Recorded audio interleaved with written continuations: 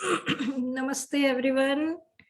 It is 12 o'clock in New York, and we are back to our last day of this wonderful summer program being organized by Hindu Heritage Foundation of America. It is year 2021, and I am your host, coordinator, and director of this summer program, Kavita Vachaknavee. This is our second session. In the first session, we have heard about Vedic math and sciences. Everyone enjoyed a lot, I know, and hope you have enjoyed a short break also. So we are here with Ankit Bhatla. He's from Houston. He's a very loving friend of us from many years. And we are very proud of him for many reasons. And he will be, as you were hearing in the previous week and this week, to all the sessions and all the speakers, many of you were thinking that, might be thinking that, oh, this is so lengthy and bore and this and this. But after seeing in the first session, the Vedic math, how it generated interest of the new generation, this session is also in the same, on the same pattern. You will see, you will find out about it, that how easy it is and how simple it is. And that's the topic of our next speaker, Ankit ji. He will be talking about as simple as it gets. So welcome, Ankit ji. Yeah. Namaste, Namaste Acharya ji. Namaste everyone. Thank you very much for that kind introduction. So if I can get started, I will like to share my screen.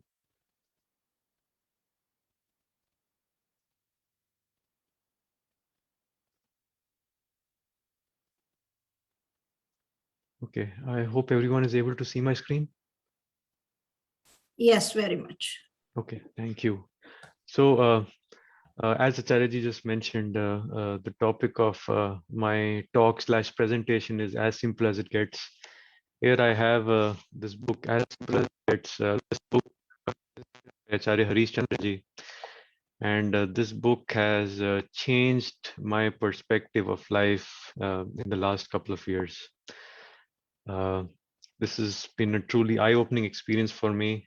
This book is a conversation between two youngsters on this the common questions that people, the teenagers and the youth in our age face. What is God? What is spirituality? Why do we do certain things that we do? What is the reason? So it's this book is a truly eye-opening experience, and I plan to touch upon a couple of topics from this book in my presentation today. How you can get this book, those details will be there. But my intent today is to just cover a few topics from this book and just show you like it is really very simple. The design of this world is so simple to understand. And it's ultimately up to us to care for it, to try to understand it and not make it complex. So with that, I will get started.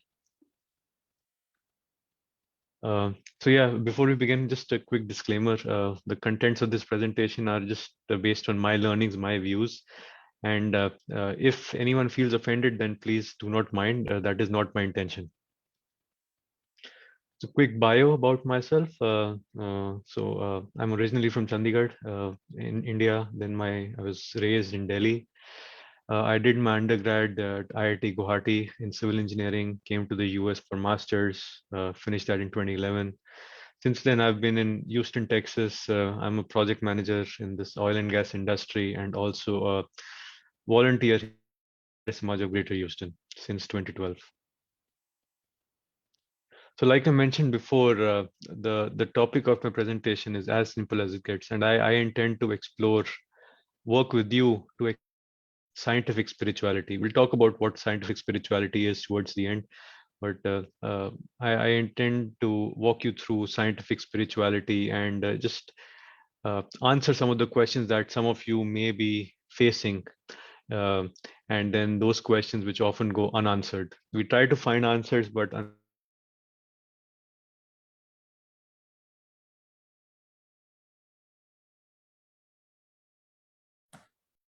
Ankit ji, no sound.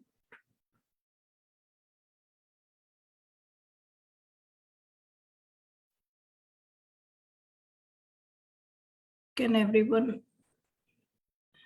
hear him? I cannot hear him.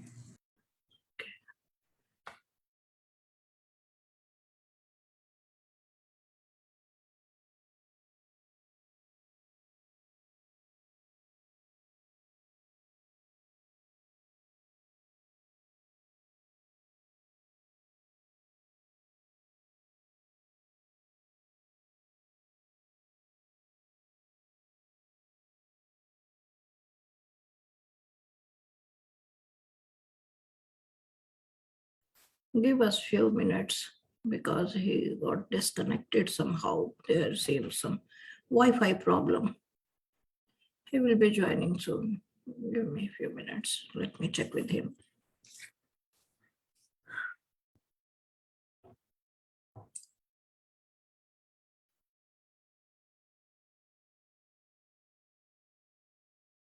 hello, okay, are you all able to hear me? Sorry, I got disconnected.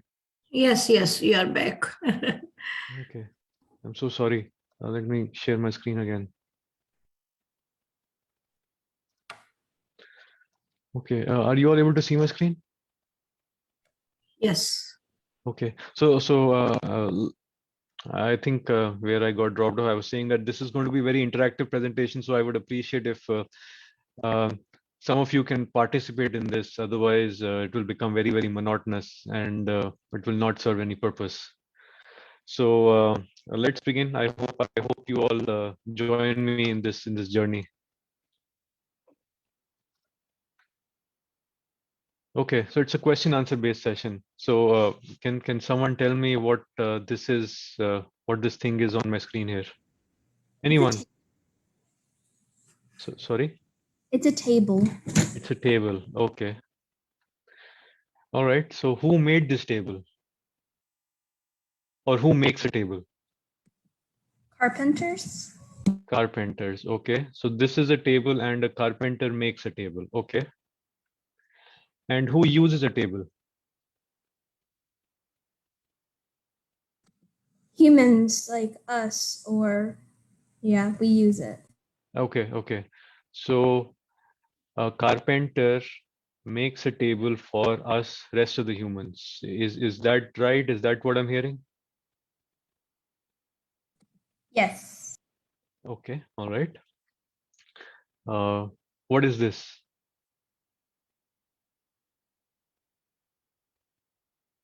Anyone? It's very simple. Everyone should know. If you don't know, then there's a problem. It's a desktop computer. Desktop computer. Okay. Who made this or who makes a computer? I guess like a person who makes computers. Like I don't know the name, but like Okay, somebody, some human, some engineer, some scientist, right? Okay. And who uses this computer?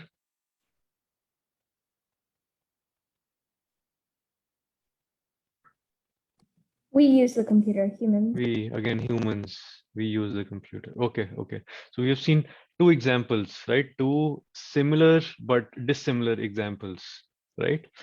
So first thing is a material. So it was wood for the table and then various parts for the computer. right? Which are combined together by the maker of the object, right? A carpenter for the table and an engineer slash scientist for the computer. And finally, it is the end user who is going to use the table or the computer, which is us, the humans, right? So there are three components, right? First is the creator. Creator creates something using some material, and creator creates something using some material for someone, right? So three parts. Are you all able to follow me? Yes. Right? So can you just look around you? Is there anything that you see which doesn't follow this? You look at a table, you look at a chair, your computer, your cell phone, your car, anything and everything that you see around, right, is created by someone using some material for some living being, some conscious being, right? Is there anything that comes to your mind which doesn't follow this?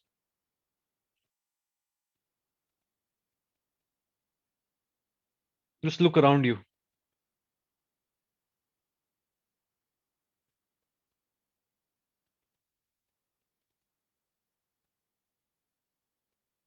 Like you have your phone, right? Your cell phone, book, computer, what else? Your bed, your chair, AC, car.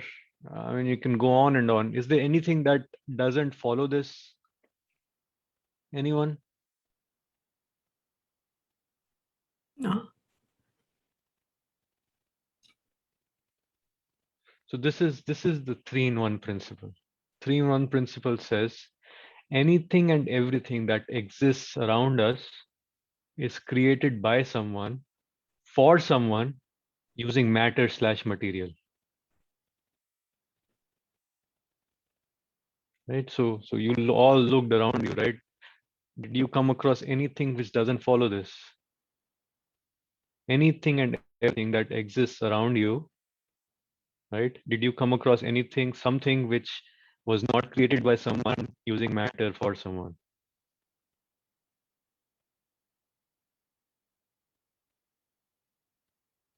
So far not. Okay. So this is now we will be extending this 3-in-1 principle to answer some more questions. So can this 3-in-1 principle, we talked about 3-in-1 principle for the material world, right? For the man-made objects. But can we extend this 3-in-1 principle to the natural world? So Yes. let us investigate that. Oh, you're somebody saying yes. Okay. So go ahead. How do you think we can apply this to the natural world? So let's say, for instance, humans. So Lord Ishwar is the creator, and so he's technically in the place of the carpenter. Then matter, in the spiritual world, matter is like the wood that you make the table with. So that's the first thing. Then Ishwar is the second thing, and with those two things, humans are created. With those two things, humans are created. Yeah. So, okay, so 3-in-1 principle says somebody creates something using matter for someone, right? Yeah. So that somebody creating something for and the person it's created for, they already exist. Can you repeat that? Sorry. Yeah.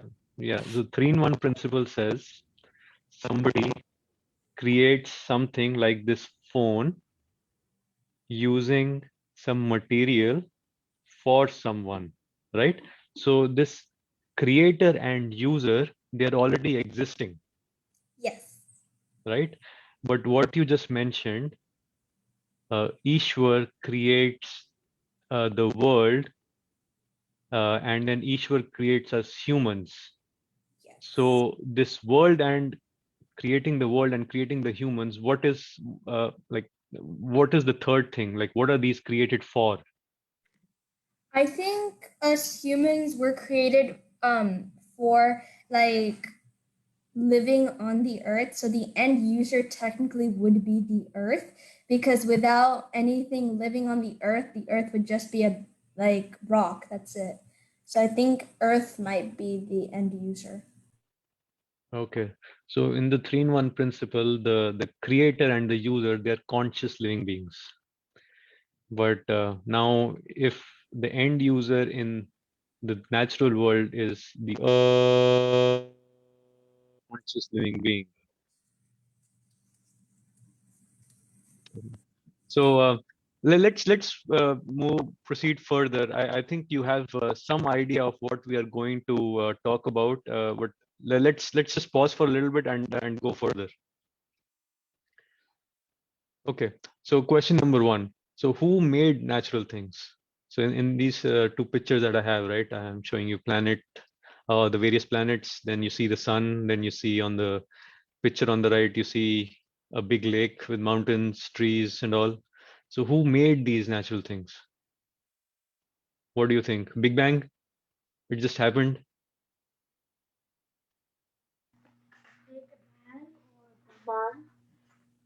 Oh, sorry, I couldn't hear you. Can you say it again, please?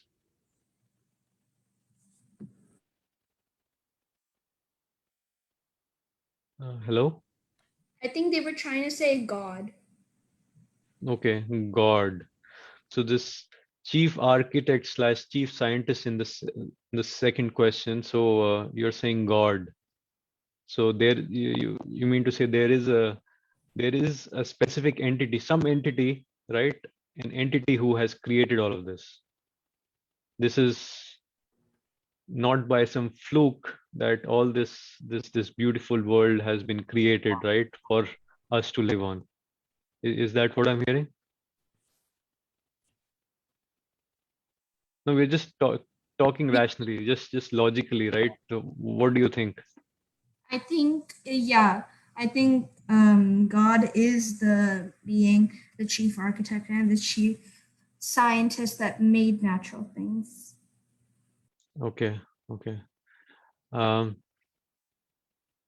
so let's just pause for a second and talk about Big Bang. So Big Bang says everything got created. Obviously, I mean, there are different views. The scientists are coming up with new theories every day. They are doing experiments, trying to come up with some plausible reason as to how this world got created, right? So let's just take this Earth for an example. So you know that Earth goes around the sun, right? It takes the Earth 365 days, 365 and a quarter days to go around the sun.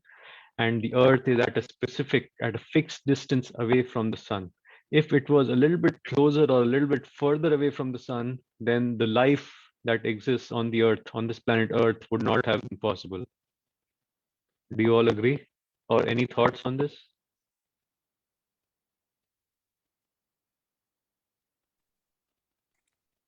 Right? Look at the other planets, for example, Mars, Venus. There is no life there. The atmosphere that's there cannot support life, right? Because they're further or closer to the sun, right? It's the atmosphere that exists over there, the environment, it cannot sustain life, right? But it's only planet Earth, which is at a specific distance from the sun, right? Neither too close nor too far. It has the right amount of air, water, whatever we need, all the essential elements that we need to survive in this world, right? Which are not present on the other planets.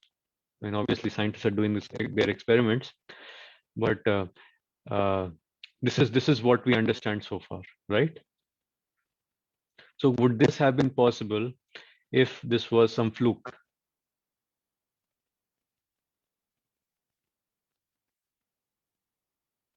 Anyone? Any thoughts? Just trying to have some discussion. Kindly unmute yourself, everyone.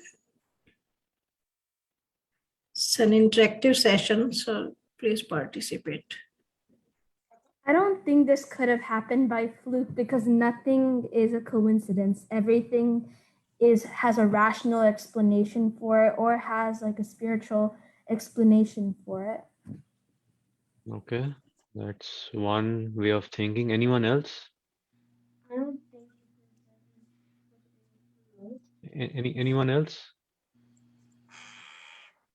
Please come closer. Mamtaji, please bring him closer so that we can hear him properly.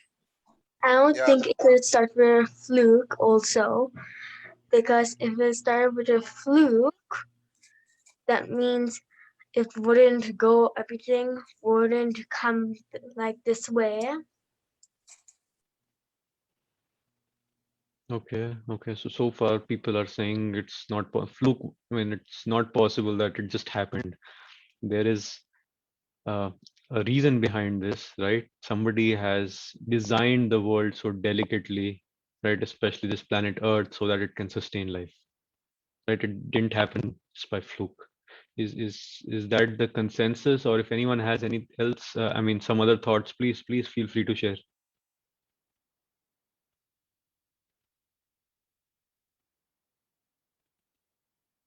Okay, if not, then so far the consensus is there is a chief architect, a chief scientist who is the creator of this natural world. Okay, so now we have a chief creator, right? And then we have the natural world, which is the world that exists around us, the natural world, not the man-made world, not the chair table. I'm talking about uh, the rivers, the mountains, the hills, the natural world that exists around us, the planets, the moon. Okay, so now we humans have named this chief architect as God, Ishwar, Bhagwan, etc. Right? We know this chief architect by many names, and this name has somehow changed its form as well. Millions of gods, millions of Ishwar. Now people have started becoming Bhagwan. So many different interpretations. But for the sake of our understanding, this presentation, there is only one chief architect, chief scientist who has created this world. Okay. Now, what is this natural world made of? Like, what are uh, the particles, or what will you call the material that is there in this natural world?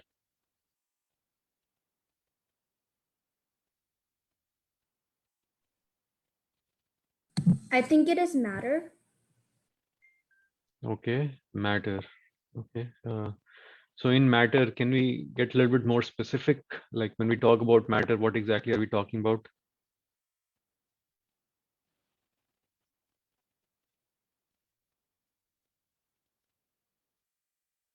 Okay, let's talk what exactly is matter first. Let's talk about matter first, and then we'll get into more details.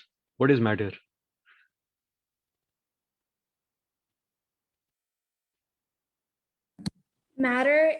Is like the tiny particles that makes everything in this whole world. Like the planets are made out of matter. We are made out of matter. Everything is made out of matter. It's like the base foundation for a for anything. Okay, okay. So you're saying matter is uh, the tiny particles, right? The atoms. When you go further down into atoms, you have protons, neutrons, electrons. So those small particles will come together and form matter. Is that what I'm hearing? Is that what everyone is saying? Yes. I have someone raising their hand. Is there any question? No, I just want to tell what matter is. Okay, what is matter? Matter is the mass of an object. Matter is the mass of an object. Okay, okay, that is right. And how does this mass uh, and what exactly is accounted for in this mass? What comes together to form this mass? Electrons, protons, Yeah, all these small part. atoms, Right. molecules. All these small particles, they come together, right? And these are the essential elements that constitute matter, right? Right. Right. Okay. So now we know, we have some understanding about this chief scientist, right? Chief architect called God. And then we have some understanding about matter. Nature is made of matter, right? Nature is made of matter. Okay. Now, somebody help me please fill in the blank. So God made nature using matter for dash. I think the blank is for the humankind to survive because nature has like everything we need, like earth. The earth has food, water, shelter, like all the basic needs that humankind and animals need. Okay, very good. So let's compare this example to the table example we talked about earlier. Carpenter made the table using matter for humans, right? And in Yes. this example, we have God, the creator, made nature using matter for for Humans for living. humans, for humans. Okay, okay. Does everyone agree with humans, or maybe it was created for someone else? No, I think it's humans. Yeah. It's humans. Okay. So when you say humans, what exactly are we talking about?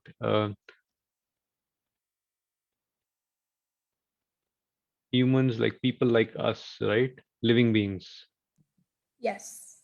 right? Okay. Have you all heard of this term called? Let's go further first. So we will call these humans Hey, as souls for now. got something to say. Yeah, yeah. Go ahead. I don't think it was humans because there were, before humans came, there were a bunch of different animals and species. Mm-hmm. So I don't think it was humans. I think it was all those different species first, and Yes. then came humans. Okay. Okay. Very good point. Very good point. So, like I said, we will not talk about humans, right? We will call these humans as souls, and souls are basically conscious living beings. Okay. So humans typically are people like us, right? Like this kind of a body, right? But when we talk about conscious living beings, conscious living beings are anything which have this inherent energy which brings objects to life, right? Like animals, like us humans, birds. They all have this uh, inherent energy. I would call that inherent energy soul, which brings this body to life and helps it function the way it functions. Okay, we'll talk about this in slightly more detail in the slides. For now, God made nature using matter for souls. Souls are conscious living beings. Okay, this is the same way we talked about earlier, where a wooden table is made out of wood by a carpenter for us humans, right? Students, teachers, etc., etc. Okay, so now we have extended this 3-in-1 principle, right, which is definitely prevalent in our material world, right? We have extended this over to the natural world, right? Are you all still with me? Yes. Okay. Yes. Okay, so we talked about matter, right? So matter is basically electrons, protons, right? All these things. Now, who made matter? I don't think anybody made matter. I think it was there, like the law of conservation. You can't create matter, it's already there. Okay, I have a hand raised. I think matter was there from the beginning of the universe, so nobody made matter. It was there ever since from the beginning. Okay, okay. So matter has been there from the very beginning, right? Matter, like we know, energy can neither be created nor destroyed. It only changes form from one thing to the other, right? This is a scientifically accepted fact, right? Yes. Yeah. Mm-hmm. Right. So no doubt about that, right? Mm-hmm. Okay, okay, very good. Now, oh, before we move on to the souls, so we have a creator, right? We have matter, right? So creator, can somebody create a creator? I don't. I don't think Technically, that's how it the works. carpenter is a creator, so Maybe the creator was Created himself. created behind a different creator. Or creator was hiding behind some other creator. Yeah, Okay. I don't Then think we will. that's Yeah. Go ahead. I feel like it would, if there is a higher creator, then wouldn't there have to be someone else who had to create that higher creator? Yeah. Then we will That's not what, call that creator a creator, right? Because that creator yeah. is not right. So this creator that we talked about, right? This guy called God, Mhm. right? Who created this God? Or that God has been there, right? He's just hiding somewhere, right? Watching over us. Yeah, I think that's how it is. Yeah. I'm not sure though. I mean, there's so much speculation that so much ways we could think, so many possibilities, but yeah, it's hard to think of an actual way. Okay. Yeah. Again, hand raised. Yes. Go ahead. maybe it was from an alternate timeline. Maybe it could happen. Alternate timeline. Somebody's watching a lot of video. I mean, cartoons, sci-fi, science fiction. Okay. Okay. So far, what I'm hearing is this create. Nobody created this creator, right? This creator has been there, right? That's why it's called the creator, because the creator creates other things, right? If somebody creates a creator, then there has to be another creator. So this cycle has to stop somewhere, right? Yes. Yeah, it Right? has to stop It has to somewhere. stop somewhere. It has to stop somewhere. Okay. So then we have this creator, right? And matter, two things that for now we do not have any, like for matter, there is scientific proof that it's always been there, right? For this creator, for now, since we are not able to think of something, anything else, let's just assume that this creator has also always been there, right? Since we have not been able to disprove that, we have to accept that it is true, right? That's how this science works. You hypothesize something and you have to disprove all the other alternatives to prove your hypothesis. Okay, so since we have not been able to disprove this creator, so let's just assume for now that this creator has been like always there, is eternal, and then matter, as we know from science, is eternal, right? Yes. Okay. Now let's move on to the third piece of the puzzle. Souls, right? We talked about souls. What are they? Who made them? What is a soul? I'm sure you would have heard of this term called souls multiple times.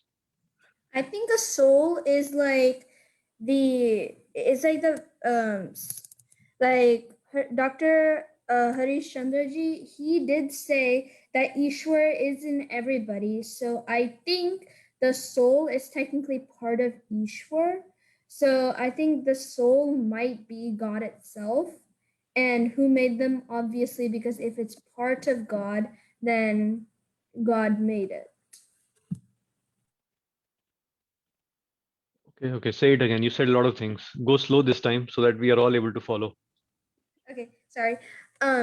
So what I'm trying to say is that Dr. Harish Chandra ji, he did say that there's Ishwar in everybody, right? So whenever someone dies, their body remains on earth, but their soul leaves, right? So I think that how Dr. Harish Chandra ji said that part of Ishwar is in everybody, so that soul might be Ishwar's part. And when you die, that soul comes back to like it fits back into the puzzle piece where it is Ishwar. So I think the soul might be part of Ishwar, and then that also solves the second question, which means who made them? Ishwar, obviously, because he, the souls are part of him, so he must have made them. Okay, okay. So you Pia, right? Is that your name, Pia? Yes. Okay, so Pia is saying that soul is a form of Ishwar, part of Ishwar, God, and God made souls. So does everyone agree with this, or anyone has something else to add or share? I have something else. Okay. So if that is possible, so then why did God come to earth in many different forms? Okay. How do you know God came to earth in many different forms? With Krishna, Vishnu came down to earth as Krishna. Okay. Who told you that? I found it in many books on Vishnu. And you believe those books? Yeah, Why?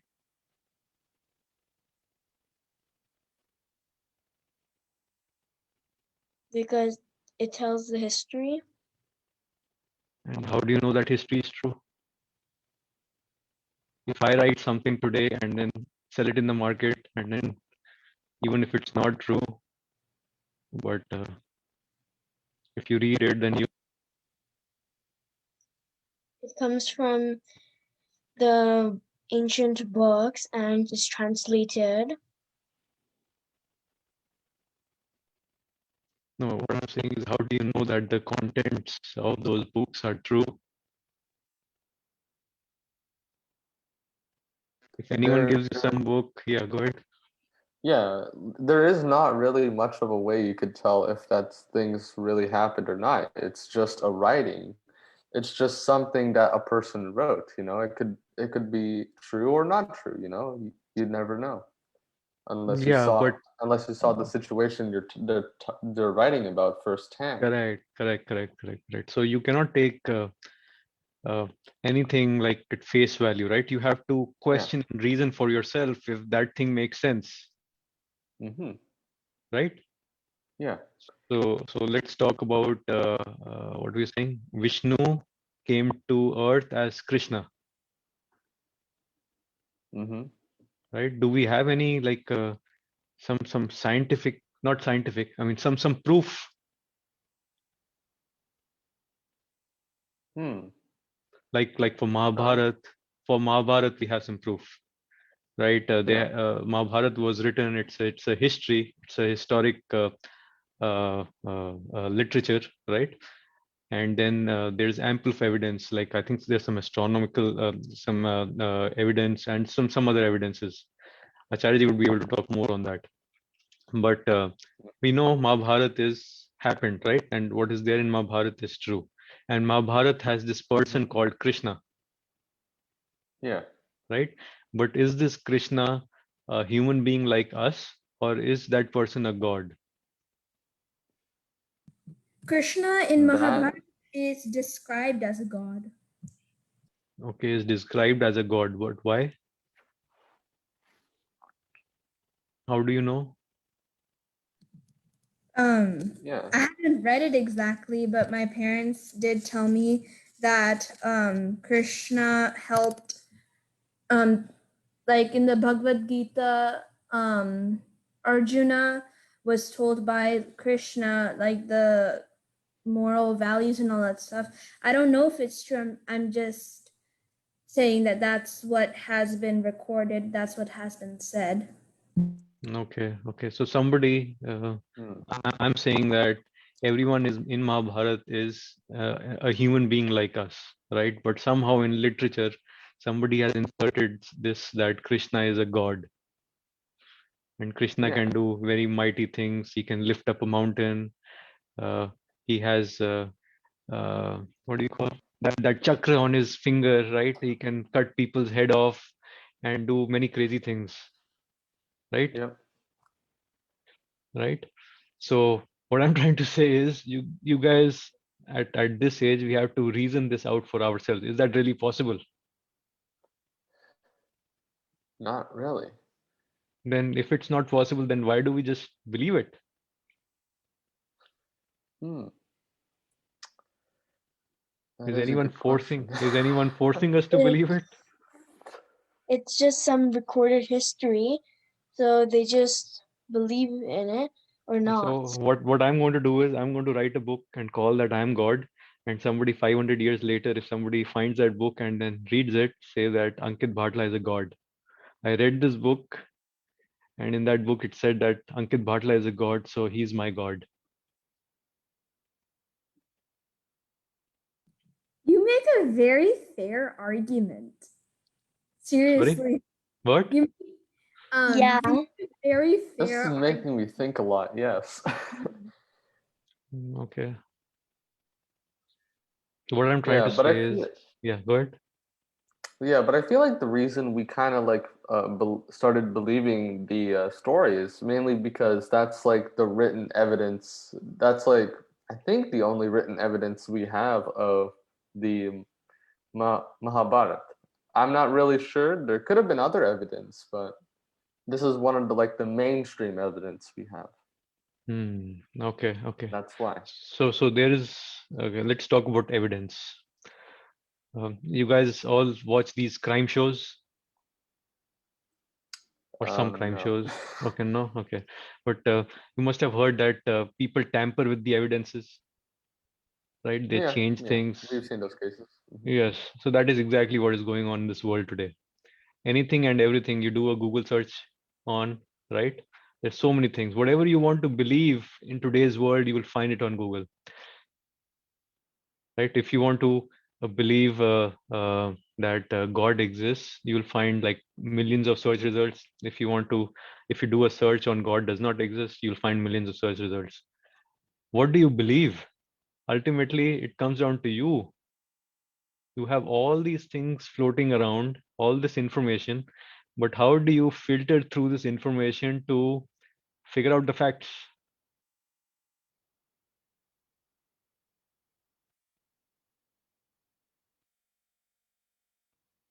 Right? That comes down to education. So you guys have to make your foundation so strong that when you are bombarded with all this new information, right, which sometimes may not make any sense at all, you are able to quickly make a decision of a very, very informed decision whether to believe it or not to believe it based on your education. If that makes sense or does not make sense. makes complete sense. Yeah, makes sense. Okay. So now coming back to Krishna. So Krishna and Ram are two human beings, right? Which have they're ideal human beings. They're ideal human beings, but somehow they have got portrayed as gods because they're ideal human beings. And since we have given this term called God to them, right? People think that they're real gods. They have all these fancy powers. They can do whatever they want, etc., etc. Okay, why am I calling them ideal human beings? That's because of their character, right? Whenever we uh, learn or hear about them, right, in our books, they always come across as like somebody with very high moral character.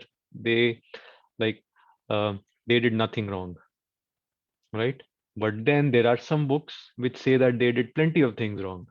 For example, Ram, we know, not we don't know. There are some books which say that Ram banished his wife Sita to the forest and did some crazy things. So that is not mentioned in the Ramayana. Somebody else wrote that, and some people have started following that.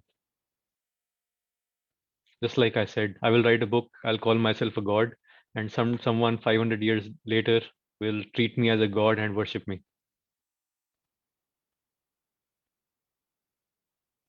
So we have to be very, very careful. Our history has been tampered with from the very, very beginning, right?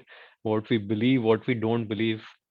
is ultimately up to us, right? So our basis, our foundation has to be so strong that we know what is right, what is wrong. Okay, otherwise in this information driven world, it's very easy to change opinions on a daily basis, right? One day we'll believe this, the other day we'll believe that. We'll like do a complete 180 from this direction, we'll go like completely in the opposite direction. Okay. All right, I have a hand. Somebody has a question?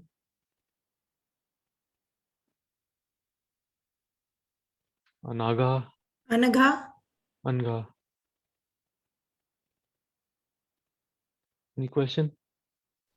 No, please okay. continue. Please continue. Okay. So yeah, coming back to the topic of souls. So Pia said souls are made by God, right? They're actually a form of God, and God has made them, right? And then Mamta, he was saying something about incarnations and all those things. So anyone else has any other thoughts on souls? What exactly are souls? Who made souls?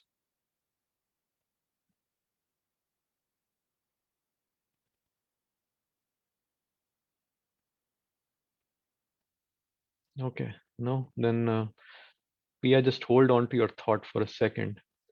So you were saying that the souls, they were made by God. Okay, so if they were made by God, then what is the purpose of those souls and who did he make those souls for? I think he made those souls for any living being because I think yesterday or day before yesterday, one presenter told us that the body on its own cannot do anything on its own. It needs an external force to drive it. So that external force would be God. But the powerhouse, he said that there's a powerhouse in our body. If God is the person who powers us, then how can then the only rational thing that would make sense is that if God powers us, he must be, our soul must be God, because as soon as the soul leaves the body, then we cannot sense anything, we cannot do anything because we're literally dead.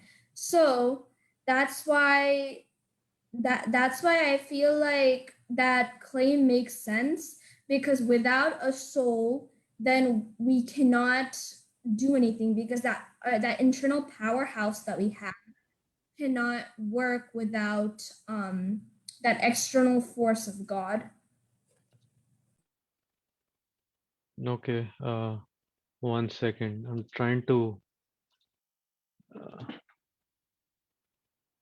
I don't have an option of a whiteboard. I want to draw this. Wait 1 second. Yes, paint. We'll go step by step. Okay, so this is a very handsome human being.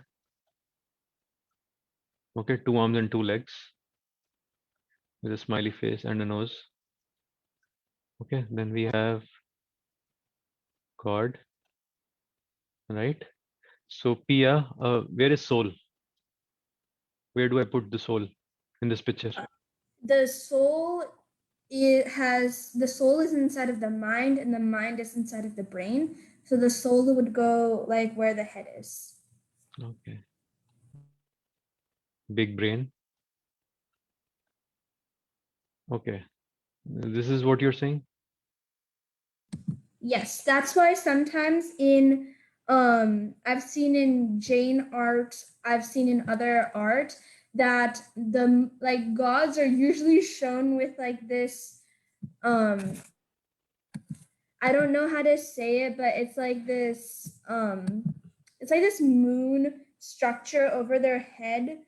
And like in Jain art, I've seen that in Jainism we have Bhagwan Mahavir, and every single time I see one of his pictures, like art, I always see this moon over his head. So I think that's what the soul is when you Okay. drew it like this. Okay, okay, okay. All right, all right. Thanks for sharing. So how are God and soul connected? Um, What is this connection? I think like the soul is technical. So if you think of it this way, let's say for instance, God has a form of like a human being, right? Then like God's arm, say for instance, could go into a human being, and that would be its soul. So I think of it that way because God, like every human being and living creature has a soul. So God must be giving out maybe a finger of his form to an animal, or maybe a finger to a human being. So that would be its technical form. Okay. So we know that so far from what we have learned, God has always been there, right? Because God is a creator, right? This cycle has to stop somewhere and it stops at God, Yes. right?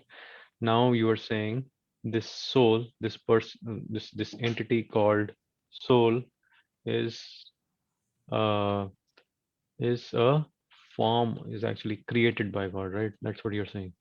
Yes.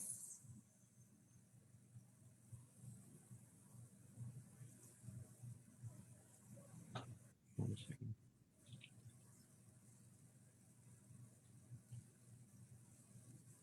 Okay, and who is this soul created for?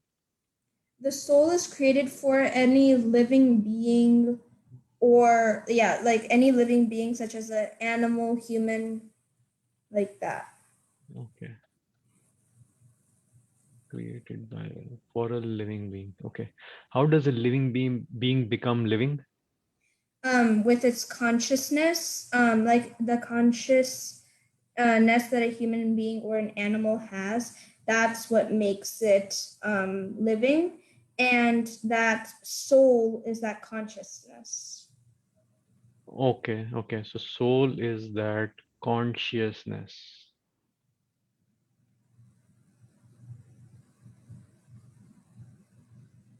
So now we are going to run into the chicken and an egg problem. Have you heard of this problem?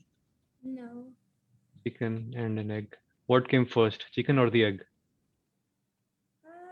The chicken.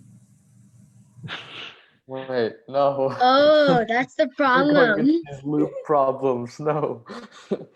The chicken came first because it had to make an egg. You have to have a chicken, right? So that's Repeating pattern.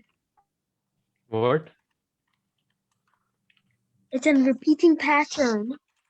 Yeah, so it has to stop somewhere, right? Mhm. so there's So, this like eternal chicken or something. New that species. so what came first? Consciousness or living being? First, I think it came, first a living being came, and then the consciousness is like, say for instance, consciousness But would a be like, living being cannot be Well, living without consciousness, right? oh, I yeah. see that. So Then this be like a baby who can't do anything. I think the consciousness must have come first then, because consciousness is the soul, and to create a living being, you need a soul first. So you need to create a soul first, right? But then you said uh, living being, I mean, right? That's what you said initially, right? Living being needs a soul. No, Yeah. sorry. No, uh, soul was created for a living being, Yes, that's Mhm. right? So if it was created for a living being, then it means that the living being comes first and then the soul, right? But a living being cannot be living without a soul.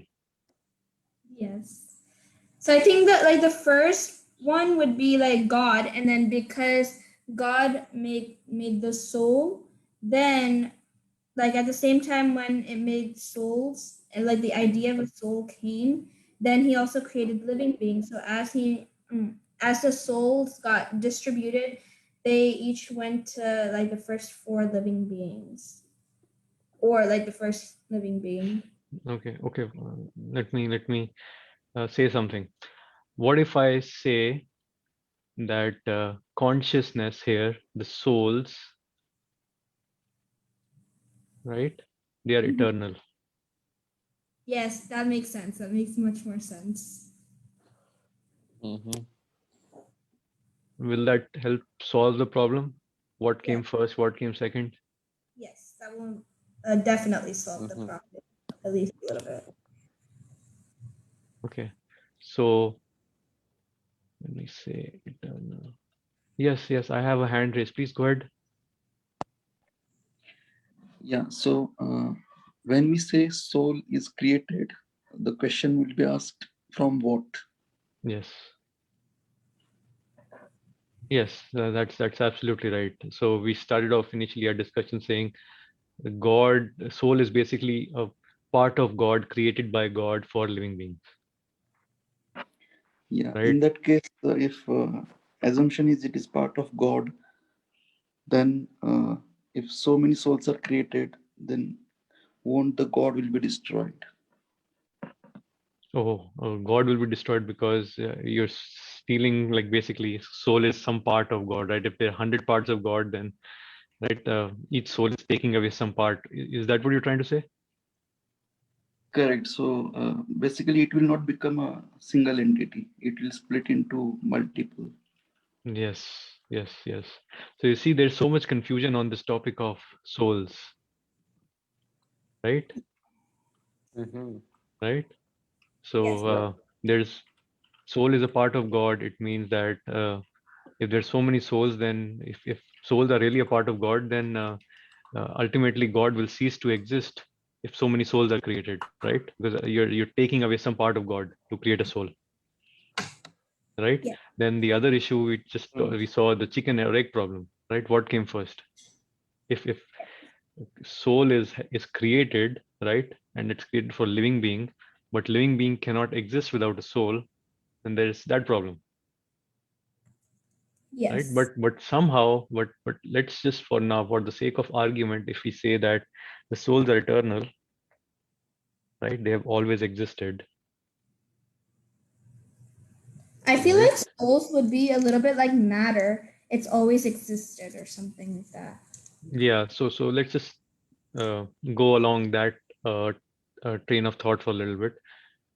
If souls are always existing, right, souls are the consciousness, they come inside this material body, they provide the energy, right? When this material body degrades, then the souls leave and then they find another body. Yes. Will that help solve this problem? I think, yeah, a little bit it would solve. Okay, so based on a lot of discussion, right, a lot of reasoning, are we coming to like kind of some conclusion? Again, it may not be right. Again, this is just my thought of thinking, right? My way of thinking. You guys have to figure it out yourself. God is eternal. God created uh, uh, this.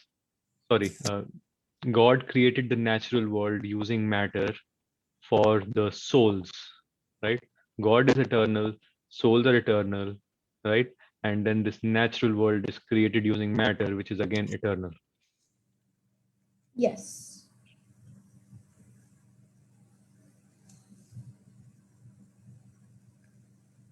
Okay, if we say that uh, God is not eternal, there is another God can be created or destroyed. It means that there is someone higher than God which created God, right? If we say the same thing about souls, right? That souls were created by someone, then the question is, what were souls created for, and created for, and then created of what, Yes. That question would arise too. right? So to put end to that discussion, if we just say that God is eternal, souls are eternal, right?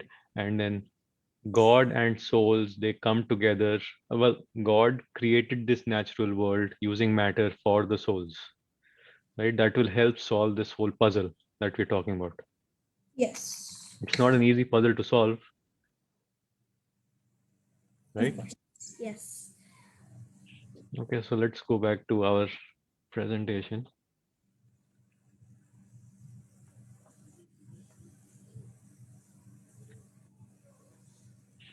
Okay. So yeah, what we concluded upon is the souls must have always been there, eternal, right? And the Yes. two proofs that we talked about, souls are the end users, right? So they must have existed before the world was made. Then only it makes sense that God made the world for the souls who are the end users, right? We started from the very beginning saying that this world was created for us humans, right? So humans, we went back and said humans are basically souls, right? Then we tried to reason saying that souls, were they created by someone, or if they were created by someone, what were they created of, right? But then we deduced, came to the conclusion that they have always been there, right? Yes. Then the second proof, if God were to make souls, then a question will arise for whom, Yes. right? Who is the end user of souls, right? And the end user must be God. So basically, we talked about these two proofs in the that diagram which I drew, which was not neat. I'm sorry about that, right? But we have kind of come to the conclusion that the souls must have always been there, right? Yes. So now coming on to the 3-in-1 principle in the natural world. So in the very beginning, right, there were three primary things: God, souls, and the matter. Three eternal things. Then universe was made as we see it. God made the universe out of matter for the souls.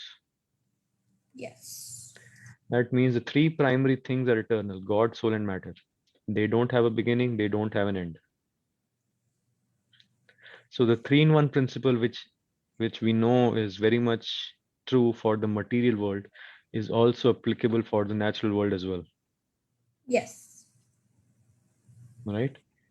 There must be three things behind every object that we see in the world, whether they are made by us or they are natural objects. Yes. Okay, so three things are: there's a creator, there is the natural world made of matter, and then there's an end user. Okay, any questions?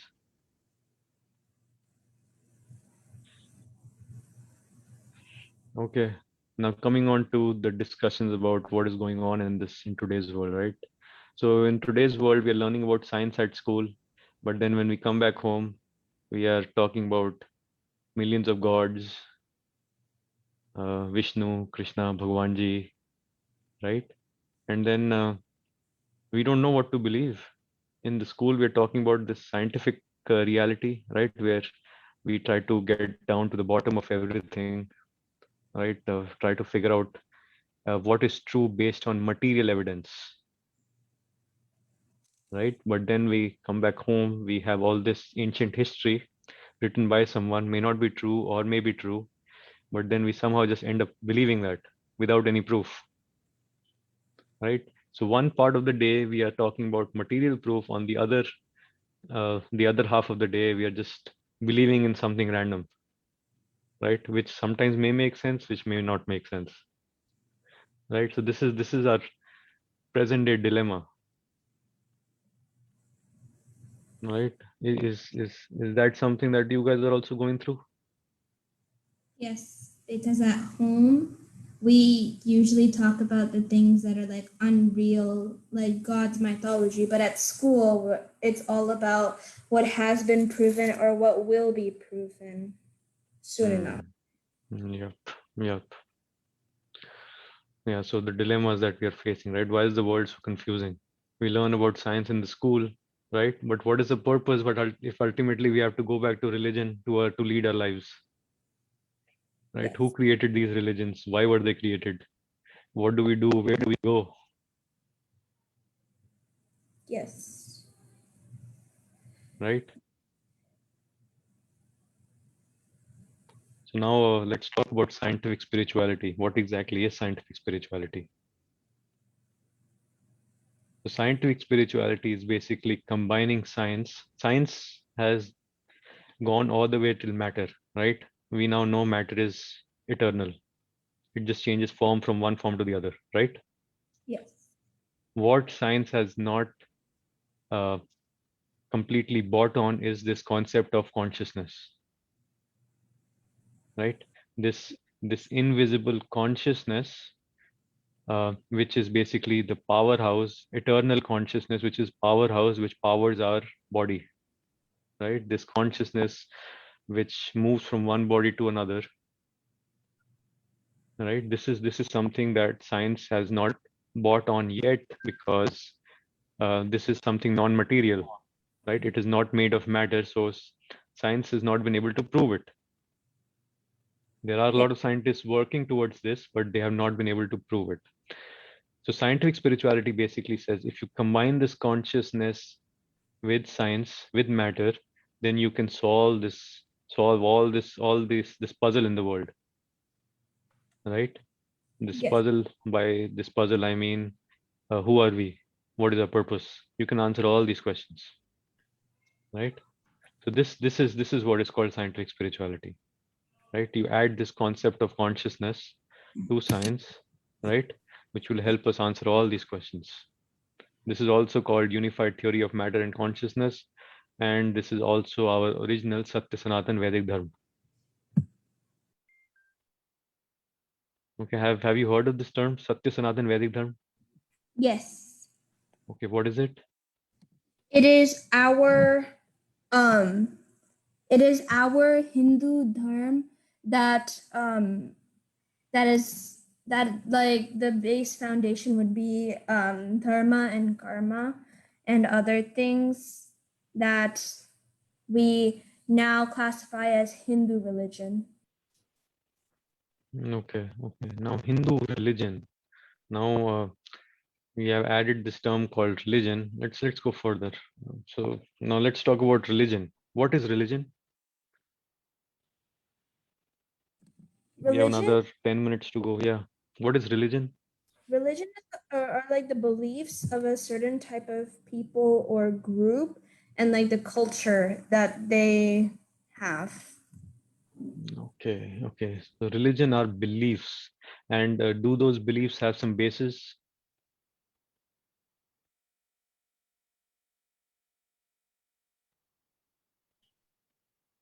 Like science has some basis in matter, right? Does religion have any basis? I Yeah. think the religious Yeah. like this base that we have in the Satya Sanatan Vedic dharma, I think our base would be the Vedas. And then I think like another basis would be like our beliefs of God and everything that we've learned from the Vedas. Okay, and that you're calling religion? Yes. Okay. Anyone else? What do you think of this term called religion? What does it mean? Hmm. I think religion is your own beliefs, whether it's God or any other power, supreme power. Okay, so religion, beliefs, right? We're coming back to this thing to beliefs, right? These beliefs may be true or may not be true, but they are basically just some beliefs. Well, yes, it depends on person to person. Yes, yeah, Hmm. right, right. So now this is Satya Sanatan Vedic Dharma a religion? Some beliefs? Yes, definitely. Okay, why? Because we have our own beliefs, we have our own way of thinking, we have our own like way of living life that is different, not like drastically different, but like at least a little bit different from other religions. Okay, so so you are saying is religion is a combination of some beliefs which are basically a way of life. Yes. Okay, I and that is Satya Sanatan Vedic Dharma. I think religion is what you call in Hindi or Sanskar, the way you've been brought up, your lifestyle, Okay, your environment right from your childhood. So those are the beliefs which are instilled in you right from your childhood by your parents, grandparents. And like you said, whether it's your own belief or whatever it is, whether somebody agrees to it or not, but you Yes. do have that, and which stays in your mind till you grow up. Yes, yes, yes. So very, very good point. So see, so we have talked like almost for 10 minutes on this topic of religion, but we still do not have a unanimous uh, idea of what is religion, right? But that we cannot say the same thing about science. We know exactly what is science, right? But religion has all these 10, 20, maybe a million different definitions, right? And anything and everything which we cannot explain, we just call it, okay, that's part of my religion. Yeah, Yeah. religion is more is more different compared to science, because science, you know everything, it's all fixed. There's Yes, fixed theorems.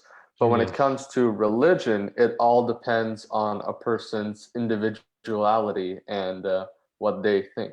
correct, correct, right?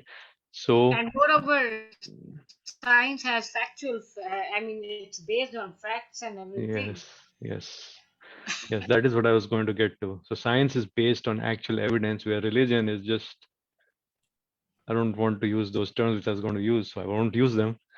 But it's uh, Yes. yeah, there's basically baseless uh, things which some people, okay, I'll just be honest, very honest. Religion is meant to control people. It just creates fear in the mind of uh, people and try to dictate how people should live their lives. Satya Sanatana Vedic Dharma says we should treat others the way we want to be treated, Right.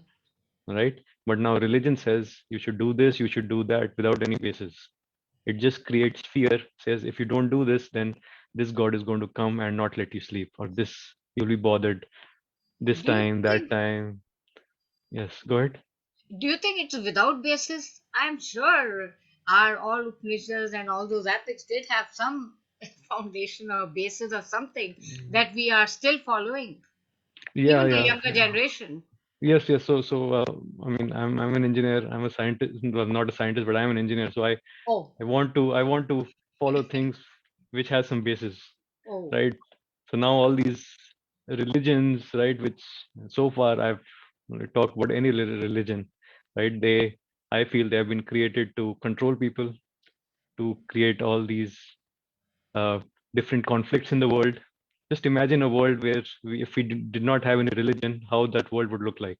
If you go to your school, if you don't mention the word religion, just lead the, just carry on, go about your life,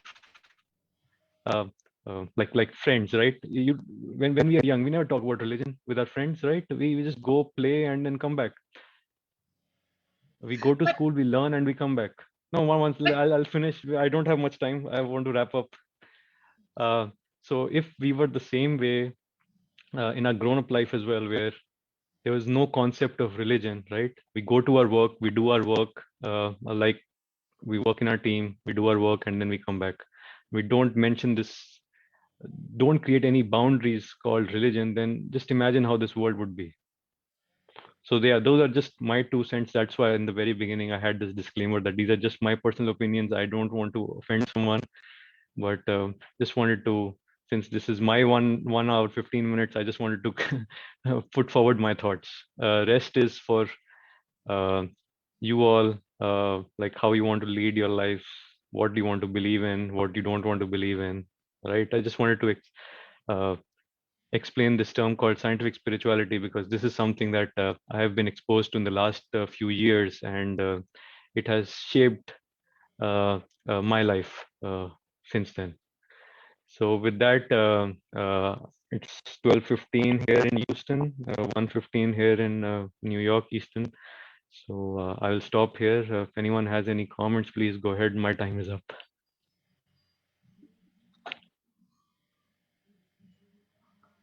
I'm sorry I joined you late. I thought it starts at 1:15. I'm sorry. Okay.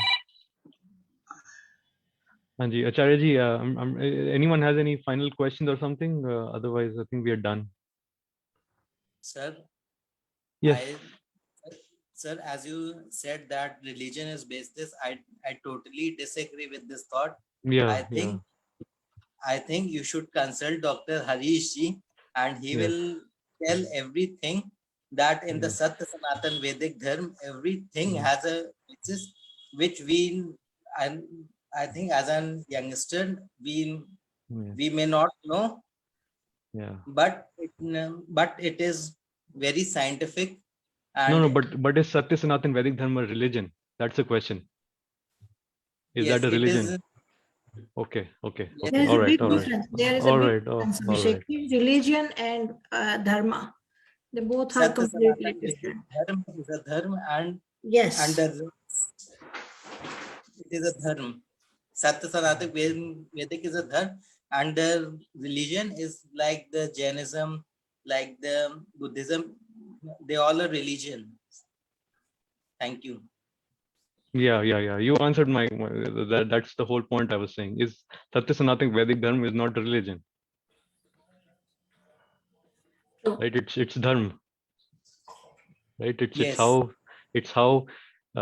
how we should lead our lives in a righteous manner, right?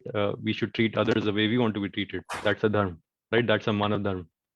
Yeah, that's what it is. It is a way of living, way of Yes. living and following the principle based on, they are proved by nature. It's all like natural way of living. Yes. Oh my God. All right, Charya ji, anything आपको कुछ बोलना है? ये book आप please बता दीजिए. How to order this book? How to? Yeah. Ankit ji was. Ankit ji, first of all, I would like to thank you. It was so wonderful. I don't have words to say anything more. And we are so proud, so proud of you. You explained everything very well, and the way you was explaining, you were explaining was it was reflecting on the participants inputs and everything. That was so good. And as he mentioned in the beginning, Ankit ji, you can share that slide again if possible. हाँ जी. So he was if possible, yes. The facts he was talking about are actually true Vedic Dharma facts. If you are keen to learn more about, so get rid of religions and go towards Satya Sanatan Vedic Dharma. This was the whole purpose of his talk, and he did not want to offend anyone. But yes, yes, this was the book he was talking about, and he was referring to that this book has opened his eyes in his words. This book is written by Dr. HarishChandra ji. You have met him. You were conversing with him in the last week and this week also. So you can contact us to the Hindu Heritage Foundation of America, or to me directly from the WhatsApp, in the WhatsApp group, or by sending an email, and we will share that how can you order this book, or if you want to read, how can you get an electronic copy of this book. So thank you so very much, and thank you youths for taking an active part in this session. I was constantly smiling and laughing, seeing them participating. That was so heart-touching. So thank you all. Veena ji, Vijay ji, thank you for participating into this session. We have 2 more sessions before we end this. Yeah, yes, Ankit ji, if you want to share, you can share your contact in the chat. There is someone, they are asking for your contact. हाँ जी. And we have 2 more sessions after the lunch. One is the practical session about meditation. That will be the next session by Sanjay and Parvinder ji. And the last session is Science in the Vedas and Vedic Scientists by Dr. Gargi Sharma ji. So all the sessions are going to be fabulous session, 2 more sessions. And we will see you after the lunch. I again thank you, Ankit ji. Thank you for joining us, and thank you for contributing to this summer camp. Thank you all. We will see you in 1 hour and 40 minutes. Namaste.